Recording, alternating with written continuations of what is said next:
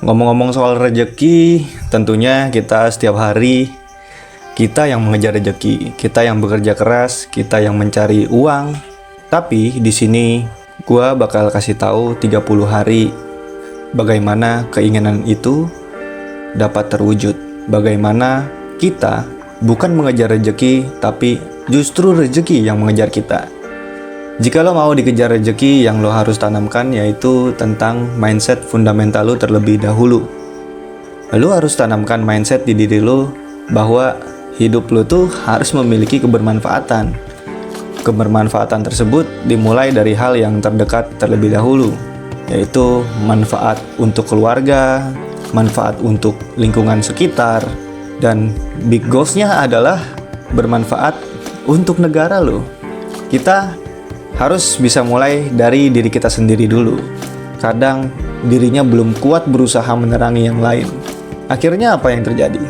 Penerangannya nggak akan maksimal karena dia sudah meleleh atau hancur. Makanya lo harus perkuat diri lo terlebih dahulu. Lo harus perkuat batin lo terlebih dahulu. Baru lo bisa menerangi yang lainnya. Lo harus bisa sebesar mungkin kuat, hebat, dan manfaat agar lu menjadi pipa saluran keberkahan hidup. Saluran keberkahan ini bicara matematikanya Allah atau ekonominya Allah ya. Selama ini kan kita hanya diajari ekonomi terbatas dengan rumus-rumus terbatas juga. Kita sering diajari kalau mau kaya dan banyak uang ya harus bekerja keras. Tapi mohon maaf, tanpa merendahkan profesi apapun, kalau begitu konsepnya harusnya tukang gali kabel yang jadi orang yang paling kaya dan banyak uang dong. Sebenarnya ada rumus lain yang nggak pernah disinggung, yaitu rumus kuadrat. Ya, pasti sobat-sobat semua udah tahu ya rumus kuadrat. Dalam rumus kuadrat kita bicara dan berpikir pelipatan ganda atau caranya melipat gandakan sesuatu. Tapi selama ini kita terbatas dengan doktrin cara berpikir lama dengan rumus-rumus yang dulu diajarkan, dan itu sudah turun-temurun terwarisi. Dengan cara berpikir seperti itu sama aja kita membatasi hidup. Yang menjadi batasan ya logika kita sendiri. Logika lo sendiri. Lo memberikan limit atau batasan ke diri lo sendiri dengan cara yang lo mau harus dikaitkan dengan logika. Semua hal harus menggunakan logika ya bakal jebol limit tersebut. Karena semesta nggak pernah kekurangan bahan. Jadi gini sobat, gue sering diprotes banyak orang karena gue kan mulai dari nol. Lalu gue mulai belajar cara melipat gandakan sumber penghasilan. Yang tadinya 8 jadi 16, yang tadinya 16 jadi 32, dan begitu seterusnya. Tapi banyak orang beranggapan dan berasumsi hal tersebut nggak bisa berlaku buat umum. Masa sih? Gue yakin lo yang nonton ini, yang nonton video gue ini pasti ada yang berpikiran sama seperti itu. Kalau lu berpikir seperti itu artinya lu masih nganggep Tuhan itu membeda-bedakan hambanya. Padahal Tuhan sendiri nggak pernah yang namanya membeda-bedakan hambanya. Semua disediakan yang sama. Kita semua punya kesempatan yang sama di dunia ini. Kita sama-sama diberikan waktu 24 jam dalam sehari. Selama ini banyak orang-orang meminta-minta sama Allah, padahal Allah sendiri nggak pernah memberi. Allah tuh udah menyediakan hal yang sama untuk semua hambanya tanpa membedakan agamanya, tanpa membedakan suku, dan lain-lainnya. Kita semua tuh berhak dapetin kesempatan hal yang sama yang udah Allah sediakan. Tapi banyaknya dari lo sendiri memasang limit tersebut. Artinya lo udah nutup dan nggak berlaku untuk semua orang dan berlaku untuk lo doang. Harusnya lo yang masih punya pemikiran yang nggak mau menerima tersebut, kenapa nggak ngomong, oh kalau dia bisa, gue juga pasti bisa ngedapetinnya. Nantinya yang membedakan cepat atau tidaknya sesuatu yang sudah kita create menjadi kenyataan, yaitu dari berbagai variabel. Antara lain belief-belief yang udah lama tertanam di diri lo, kepercayaan-kepercayaan yang udah lama ada di dalam diri lo, kayak rasa dendam yang masih ada di batin lo, mental block yang lo masih pertahankan di otak lo. Itu semua harus lo sapu bersih dulu. Harus lo sikat bersih dulu. Lo nikmatin prosesnya. Lo harus bisa melapangkan hati. Karena kalau hati lo udah lapang, rezeki juga akan lapang. Lo bersihin dulu deh sampah-sampah yang selama ini masih tertanam di batin lo. Kalau sampahnya udah beres kan otomatis rezeki gampang masuknya nih, ya. Ibaratnya selokan, ibaratnya aliran air, sungai. Kalau di aliran tersebut masih banyak sampah, menumpuk, kotor, kalau kita bersihkan, aliran airnya pun akan terus deras. Makanya gue ingat pesan guru gue dulu, kalau kita berdoa menghadap Tuhan, yang pertama kita ucapkan memohon ampunan terlebih dahulu. Memohon ampunan saudara-saudara lo, kesalahan-kesalahan teman lo. Dengan begitu artinya udah nggak ada lagi tuh kotoran-kotoran sampah yang ada di batin lo. Semakin lo cepat ngeberesin sampah di hati lo, maka semakin cepat lo dapetin sesuatu yang baru. Maka segera cepat juga kebaikan-kebaikan itu masuk ke kehidupan kita. Akan beda halnya kalau di hatinya masih penuh sampah. Maka hal-hal baik pun ya akan susah masuk. Karena terhambat, karena terhalangi oleh sampah-sampah yang ada di dalam hati kita. Jadi nggak heran, rezeki pun jadi malas datang ke diri kita. Nah, itulah yang menyebabkan lama atau enggaknya semesta merespon keinginan kita, sobat-sobat semua. Kalau dari kita masih suka merasakan sesak di hati dan masih banyak luka hati yang udah lama membekas, artinya kita masih menumpuk sampah tersebut. Contoh ketika nama seseorang disebut atau lo masih keinget kalau nama tersebut pernah salah sama lo dan lo masih ngerasain sakit atau sedih atau sesak, artinya lo masih menyimpan sampah. Tapi dia dulu nipu saya, gara-gara dia uang saya jadi hilang. Harusnya kan. Nah, contohnya kayak gitu. Gue sharing ke lo yang lagi nonton video gue ini tentang mantra uang ya. Dengerin baik-baik. Uang itu nggak akan bisa hilang. Lo ingat-ingat ya. Uang itu nggak bisa hilang. Lo harus praktekin ya. Gue pernah lakuin ini dan ini asli.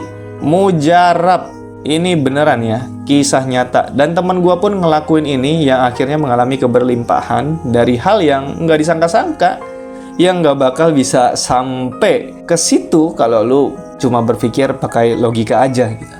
Ini uangnya, gue ambil uang 100.000 ini. Pertanyaannya, kalau yang tadi lo anggap lo ditipu dan uang lo hilang, emang uang ini hilang? Uang ini sebenarnya hanya berpindah aja, bukan hilang. Ayo, uangnya hilang nggak? Uangnya nggak hilang. Uangnya nggak hilang kok. Lo ucapkan dan lo rasakan, uang saya itu cuma berpindah tempat dari tangan kita ke tangan orang lain. Apapun judulnya, oke ya. Peduli amat mau menipu kek, mau kita gunain buat belanja kek, mau kita pakai buat berbisnis kek. Jadi uang itu prinsipnya nggak bisa hilang. Dia cuma berpindah tempat. Gue ingetin sekali lagi, dia hanya berpindah tempat. Hal ini gue lakuin dan waktu itu teman gue pun menerapkan hal yang sama dan gue sharing tentang hal ini. Nah, jadi buat lo yang udah subscribe channel gue, lo bisa lakuin ini waktu lo mau tidur dan setelah bangun tidur, lo bisa bilang, Tuhan, hari ini aku bahagia dan bersyukur uangku yang ada di... Lo sebutin deh, misalnya ada di si Anu, di si Ono, A, B, C, D, hari ini sedang melipat gandakan dirinya sendiri dan segera kembali kepadaku dengan membawa teman-temannya. Kalimatnya seperti itu. Lo konsistenin, lakukan ini dalam 30 hari, lo bisa ngerasain apa yang akan terjadi. Gue sangat yakin, bisa-bisa uang lo tambah banyak karena baliknya nggak sendirian. Dia membawa teman-temannya. Banyak dari teman gue yang melakukan apa yang udah gue sharing, besok-besoknya datang dalam hati yang plong, dalam hati yang bersih. Dan itu berdampak pada kehidupannya yang cepat pulih ketika sudah mengampuni, melepaskan kemelekatan, dan ngucapin sambil diresapi dengan membaca mantra yang tadi gue sebutin. Tuhan, hari ini aku bahagia dan aku bersyukur karena uangku ternyata nggak hilang. Dia cuma sedang berpindah tempat atau berubah bentuk. Uang yang ada di lo saat ini, kalau lo beli handphone, maka uang berubah menjadi handphone. Tapi uangnya sendiri kan nggak hilang. Uangnya cuma berpindah tempat. Uangku yang ada di si A, uangku yang ada di si B, si C, si D, ya saat ini sedang melipat gandakan dirinya sendiri dan segera kembali kepadaku dengan membawa teman-temannya. Sambil ngucapin hal tersebut, lo bayangin uang turun dari atas dan bertebaran masuk ke rumah kita. Kalau lo udah bisa ngelakuin hal tersebut, lo akan ngerasain kedahsyatan dari afirmasi tersebut. Tentang kekuatan self-talk yang kemudian diulang-ulang selama 1 bulan, pasti terjadi perubahan. Dan itu pasti, sobat. Jika sudah dipraktekkan tanpa disadari, perubahan hidup tahu-tahu berubah. Dan lo cuma bisa bilang, kok bisa ya? Kok bisa ya? Kira-kira seperti itu dulu, ketika saya ikut juga merasakan hal yang sama seperti ini. Pelajaran buat kita semua, ya buat semua orang yang udah singgah dalam hidup kita, semuanya itu baik adanya. Kalau seseorang yang singgah ketika dalam hidup merupakan orang baik, dia mengajarkan tentang kebaikan, ketulusan, kasih sayang.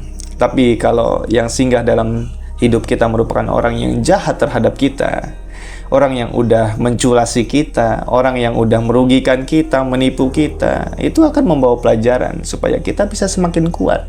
Justru hal itu kita jadikan vitamin untuk menambah nilai-nilai kehidupan yang jauh lebih baik.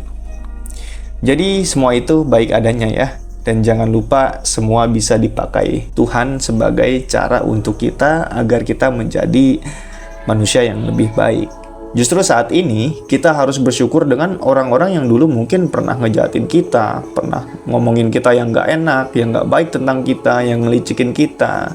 Aku bersyukur Tuhan, terima kasih, ternyata hal itu menjadi vitamin untuk diriku. Ternyata Tuhan memberikan suplemen. Kalau nggak ada mereka mungkin aku nggak sekuat ini.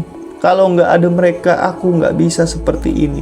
Kita harus bisa merespon sinyal Tuhan dengan respon yang baik. Kita jangan membalas apa yang mereka udah lakukan terhadap kita. Karena jika kita membalas dengan perlakuan yang sama, yang udah dia lakukan terhadap diri kita, lalu pertanyaannya, apa bedanya kita sama mereka? Ya artinya kita juga salah dong. Nggak usah kita takut dengan penilaian orang lain, mending kita evaluasi aja. Apa hidup kita ini udah sesuai prosedur yang Tuhan tetapkan? Dan itu kan malah lebih baik.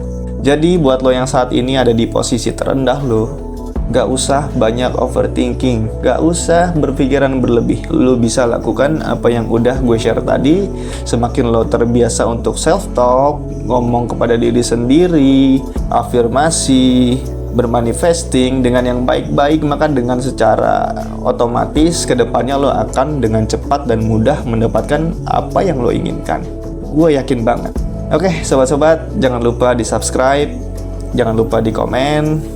Salam bahagia, keberlimpahan, dan banyak uang.